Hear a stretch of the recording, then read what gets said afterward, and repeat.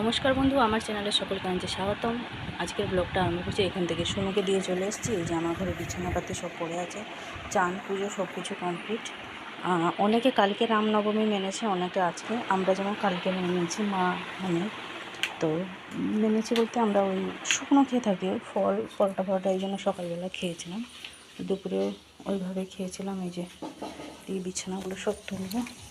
সোনুকে দিয়ে আসার সময় বাজারে গেছিলাম। এই যে তো কালকে যেহেতু আমরা মেনে নিয়েছি রামনবমীটা, অনেকে আবার আজকেই মানছে। কালকে তো সকালবেলা আমি দেখিয়েছিলাম, মা আমি পরোটা ছোলার ডাল খেয়েছিলাম, দুপুরে রুটি আর আলু ভাজা খেয়েছিলাম। এইভাবে কাল শুকনো খেয়ে আমাদের দিন কেটেছে, ফল খেয়ে রাত্রিবেলা। তো এই যে এদিকে আজকে নিয়ে এসেছি, বেশি মাছ আনিনি, অল্পই মাছ নিয়েছি। মাছের পরিমাণটা খুব অল্পই আছে, কাটা মাছ। আর সোনুর জন্য নিয়ে এসেছি 100 চিংড়ি মাছ। এই যে মাকে বললাম, মা বললো আমি ভেজে দেবো, সোনু যেহেতু ভাজা খেতে ভালোবাসে। আর এদিকে এই যে ডাঁটা, আলু, দুটো পিসে পটল ছিল, টমেটো, এইসব দিয়ে কাটা মাছটা তরকারি হবে। আর সোনুর আবার আজকে টিফিন করতে হবে, যেহেতু সোনু আজকে স্কুলে যাবে। ওর জন্য আবার টিফিন করতে হবে। কী করবো এখন সেটাই ভাবছি। তো মাকে এদিকে মাছ ফাছ সব বেছে ধুয়ে পরিষ্কার করে দিয়ে দিয়েছি। মা এদিকে ভাতটা হয়ে গেছে আমাদের। কালকে আবার ঠান্ডা উপোস, আজকে মানে সন্ধেবেলাও ভাত রান্না হবে, উনুনেই আজকে করে নেবো। আর এদিকে মা এগিয়ে চলুন, তাহলে আমি এবার যাব, মশলা বেটে দেবো, তারপরে বিছানা তুলবো। আগে মশলা বেটে দিই, মা যেহেতু রান্না করবে। এদিকে ভাতটা হয়ে গেছে, ভাতটা নামিয়ে নিয়েছি। সব জায়গায় ফাঁকা, জল ভরতে হবে জানেন। ভাতটা এই যে স্টোভের উপরে বসিয়ে রেখেছি, হাঁড়িটা যেহেতু কালো হয়ে যাচ্ছে। এবার এই যে মশলাটা বাটবো বলে চলে এসেছি। বাবা কালকে রাত্রিবেলা বাড়ি ফিরেছে প্রায় তখন 11:30। মানে প্রথমে একদিকে একটুখানি ঘুম মতন ধরছিল, একটুখানি ঘুম ধরে তারপর বাবা এলো, গেট খুললাম। মা যেহেতু মানে হাঁটা চলা একদমই করতে পারছে না, তারপরে এখন এই ইদানিং উনার কাছে বসে বসে মার যেন শরীরটা আরও বেশি খারাপ হয়ে যাচ্ছে, পায়ে যন্ত্রণা হচ্ছে সেই কারণে। তো ওই যে ঘুমিয়ে গেছিলো 11:30টার সময়, আর ঘুম হয় এসে কেমন পুরো ছটপট হয়ে গেছে, ভালোই লাগছিল না। চলুন এবার মশলাচ্ছি, কারণ বিছানা সব উঠে গেছে, সারা ঘর তো এলোমেলো হয়ে পড়ে আছে। আজকে মশলা হিসেবে ব্যবহার করবো হচ্ছে আমি আদা, পেঁয়াজ, এইগুলো। রসুন ফসুনের কোনো প্রশ্ন নেই।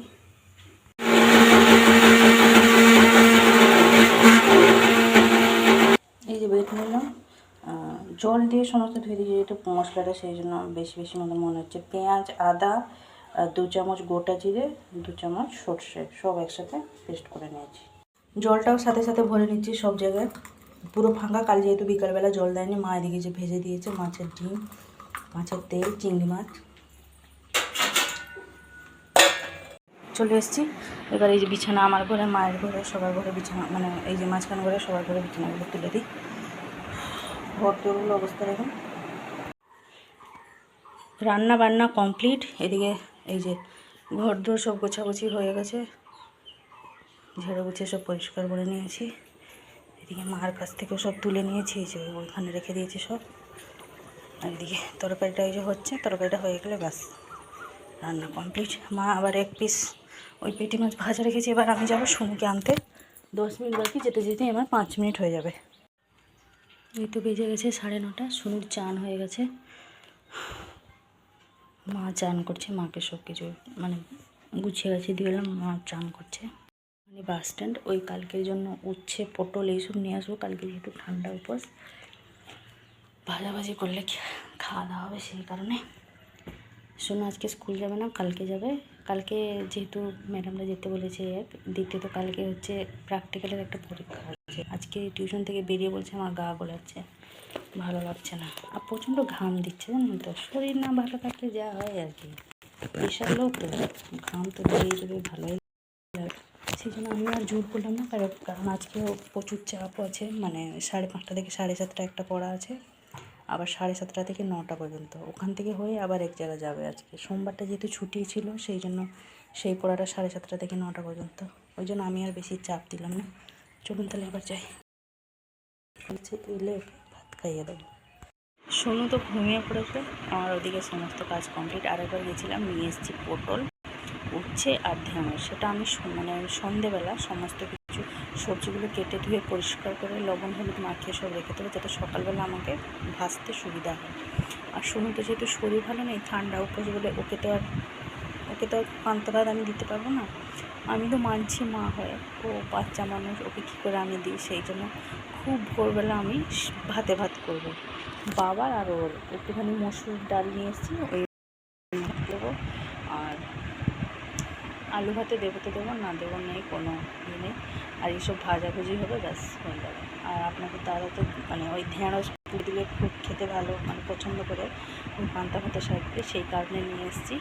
সব ভাজাভুজি হবে, খেয়ে নেবে। ডাল সেদ্ধ শুনেও ভালোবাসে খুব, ও আমার মতন একটুখানি ওই মসুর ডাল সেদ্ধ খেতে পছন্দ করে, হয়ে যাবে। আর বিকালবেলা একটু ভাত রান্না করবো, মানে ওই সন্ধেবেলা ঘুমাচ্ছে, এখন ঘুমিয়ে পড়েছে।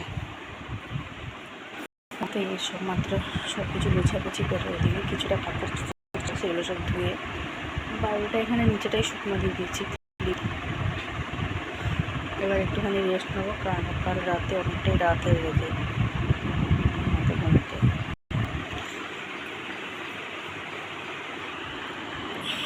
এই যে এদিকে এক বোতল নুন চিনি জল করে দিলাম শুনতে, ঘুম থেকে উঠে পড়েছে।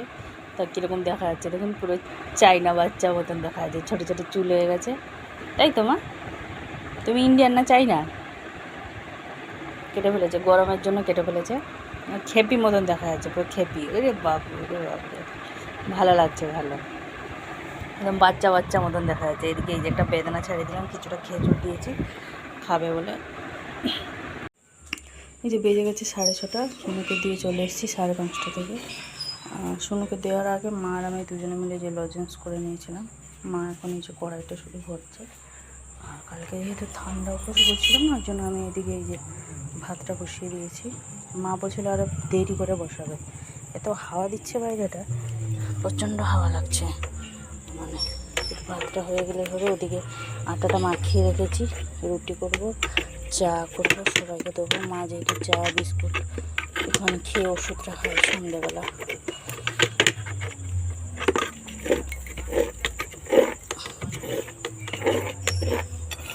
বড় হাঁড়িতে ভাত হয়েছে, যেহেতু দুপুরবেলা ভাত যে রান্না হয়েছিল একটুও ভাত নেই, ওই জন্য হাঁড়িতে রান্না হচ্ছে। সবাই একটু একটু রাত্রিবেলা খাবে গরম ভাত। তারপরে এই যে ফুটুক, আমি ওদিকে রুটি আর চাটা করে নিই তাড়াতাড়ি। সোনুকে আবার আনতে যাবো 7:30টায় ছুটি। সোনুকে নিয়ে আর বাড়ি আসবো না, আরেক জায়গায় পড়া আছে, দিয়ে আসবো। 9:45টায় ছুটি, সেখানে বাড়ি আসতে আসতে প্রায় 9টা বেজে যাবে। এই যে তাড়াহুড়ো করে এদিকে রুটি করে নিলাম, 3টে রুটি করেছি, বেশি করে নিই, যেহেতু বাবা গরম ভাত হলে দুটো ভাত রুটি মিশিয়ে খাবে, ওই জন্য 3 কাপ এই যে চা করে নিলাম। বাবা কাকার মায়ের ওদেরকে চলুন চাটা দিয়ে দিই, ভাতটাও দেখে নিই একবার। দেখি করে দিব। ভাত রান্না হয়ে গেছে, নামিয়ে রেখে নিয়েছি। এদিকে মা কালকের জন্য সব কেটে দিচ্ছে। আমি নিয়ে এসেছিলাম পটল, ঢেঁড়স, আর এখানে আছে হচ্ছে মা এদিকে প্রথমে গুঁড়ো আলুগুলো কেটে নিচ্ছে, তারপর